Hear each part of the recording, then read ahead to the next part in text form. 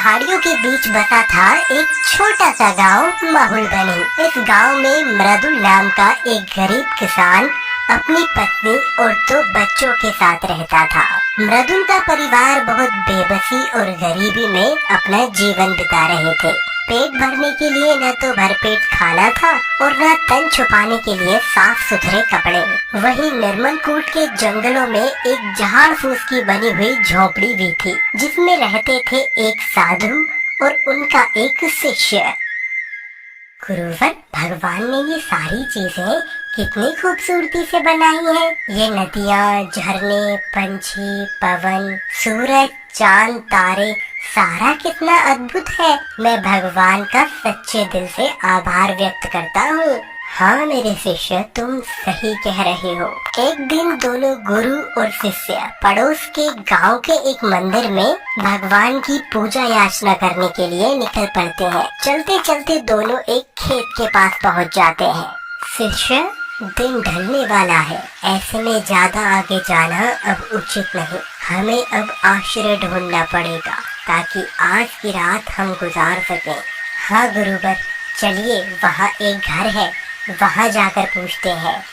गुरु का शिष्य वहीं खड़ा होकर मृदुल के खेत खलिहानों को देखकर बहुत हैरान होता है और बहुत अचंभे से कहता है, गुरुवर देखिए, कितने बड़े खेत खलिहान हैं, लेकिन बिल्कुल सूने पड़े हैं। कोई इतना भी क्या आलसी हो जो इनमें बीज तक न डाल सके। मेरे प्यारे शिष्य, किसी की स्थिति को जाने बिना उस पर प्रतिक्रिया देना उचित नहीं। हो सकता है उस किसान की कुछ मजबूरी रही हो। अब तुम शीघ्र जाओ और कहीं ठहरने का इंतजाम करो।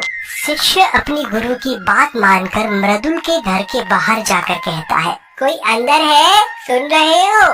अगर कोई अंदर है तो कृपया करके बाहर आइए। इतना सुनकर मृदुल, उसकी पत्नी और दोनों बच्चे बाहर आते हैं। गुरु का ध्यान एकदम मृदुल के बच्चों की तरफ जाता है, जिन्होंने फटे हुए मैले कुचैले कपड़े पहन रखे थे। वत्स, हम बहुत दूर से पैदल चलते आ रहे हैं, थके हुए हैं। क्या आप हमें थोड़ा सा पानी ला सकते हैं? हाँ हाँ, क्यों नहीं, आप ठहरिए, मैं अभी पानी लेकर आता हूँ। इतना कहकर मृदुल घर जाकर पानी का एक गिलास गुरु के लिए लेकर आता है। वत्स, तुम्हारा खेत तो इतना बड़ा है, लेकिन इसमें कोई किसी तरह की फसल नहीं है, तब तुम अपना गुजारा कैसे चलाते हो? गुरुवर, मेरे पास अपनी एक गाय है, वो काफी दूध देती है। दूध बेचकर कुछ पैसे मिल जाते हैं और बचे हुए दूध का मैं और मेरा परिवार सेवन करते हैं और हमारे पूरे घर का गुजारा ऐसे ही चलता आ रहा है। महोदय, क्या हम आज की रात आपके यहाँ ठहर सकते हैं? दिन निकलते ही हम यहाँ से चले जाएंगे। हाँ हाँ गुरुवर, क्यों नहीं। मेरा तो सौभाग्य है कि साधु संतों के पैर मेरे आंगन को लग गए। मैं धन्य हो गया। आप निश्चित होकर आज की रात मेरे पास रुक जाइए। उस रात साधु और उनका शिष्य मृदुल के घर में रुक जाते हैं। आधी रात गुजर चुकी थी, तभी साधु ने अपने शिष्य को जगाया और धीमे से उससे कहा, चलो अब हमें यहाँ से निकलना होगा और जाते समय इस व्यक्ति की जो गाय है उसे दूर कहीं जंगल में छोड़ देना है। अरे ये गुरुवर कैसी बात कर रहे हैं? मुझे तो जरा सा भी यकीन नहीं हो रहा। ऐसा कैसे हो सकता है भला? गुरुवर ने तो इतना सारा ज्ञान और बातें सिखाई हैं, भला गुरुजी किसी का बुरा करना क्यों चाहेंगे? फिर भी वो है तो मेरे गुरु ही, और गुरु की बात भला शिष्य कैसे टाल सकता है? मैं अब ऐसे में करूँ तो क्या करूँ? आधी रात के सन्नाटे में दोनों गुरु और शिष्य मृदुल की गाय को लेकर घने जंगल की ओर निकल पड़े और उन्होंने गाय को इतनी दूर छोड़ दिया जहाँ से गाय का वापस मृदुल के पास आ पाना मुश्किल था। अगले दिन जब मृदुल ने यह देखा कि उसकी गाय अपने स्थान पर नहीं है, तब वह बहुत परेशान हुआ। अरे अरे, ये क्या हो गया? मेरी गाय कहाँ चली गई? अब मैं अपना कैसे गुजारा करूँगा? अब मैं क्या करूँ? ऐसे तो मैं और मेरा परिवार भूखा मर जाएंगे। हे भगवान, अब मैं क्या करूँ?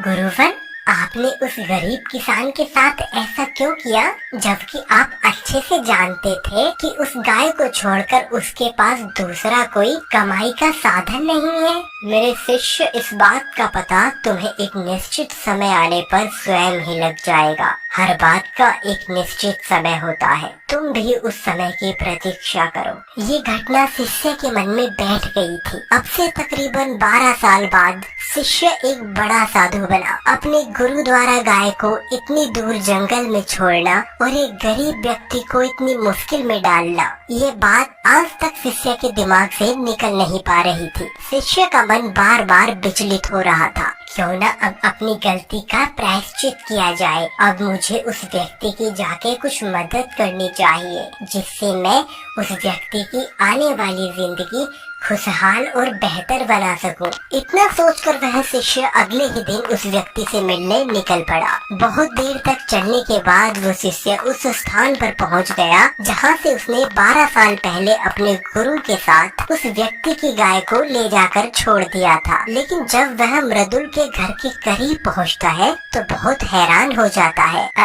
अरे ये क्या, यहाँ तो बहुत से फल के पेड़ लगे हुए हैं और उस छोटे से मकान की जगह यहाँ तो बहुत बड़ा घर बना हुआ है। कहीं मैं गलती से दूसरी जगह तो नहीं आ गया? लगता है गाय के चले जाने के बाद वो परिवार सब कुछ बेचकर चला गया होगा।